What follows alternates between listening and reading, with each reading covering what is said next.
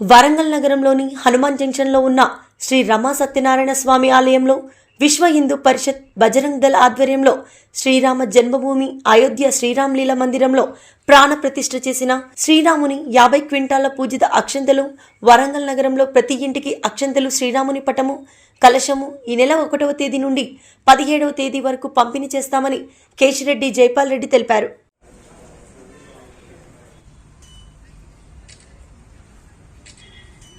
బతుకుండడం మనం ప్రత్యక్షంగా ఆ కార్యక్రమం పాల్గొనడం మన యొక్క అదృష్టం.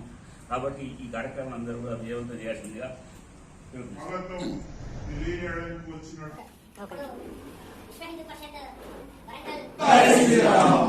జై శ్రీరామ్, జై శ్రీరామ్, కాశీబుగ్గ ప్రకటన జై శ్రీరామ్, జై శ్రీరామ్, జై శ్రీరామ్, జై శ్రీరామ్.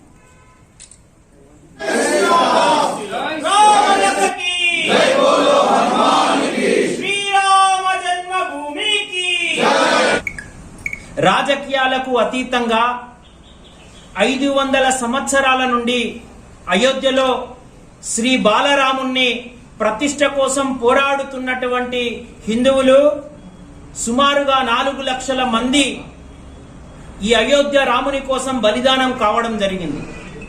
నేడు ధర్మబద్ధంగా హిందువులు 5 సంవత్సరాల నుండి పోరాడుతున్న క్రమంలో నేడు రాజ్యాంగబద్ధంగా భారతదేశంలో అయోధ్యలో శ్రీరాముణ్ణి జనవరి 22వ తారీఖు రోజు ప్రతిష్ఠించుకోబోతున్నాం.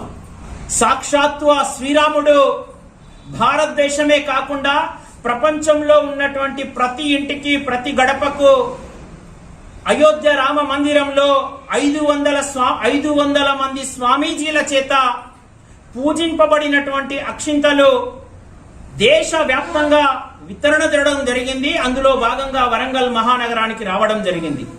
50 క్వింటాల అక్షింతలను వరంగల్ మహానగర వ్యాప్తంగా ప్రతి ఇంటికి, ప్రతి గడపకు చేర్చే విధంగా శ్రీరామ జన్మభూమి తీర్థక్షేత్ర ట్రస్ట్ సభ్యులు ఏర్పాట్లు నిర్వహణ చేయడం జరిగింది.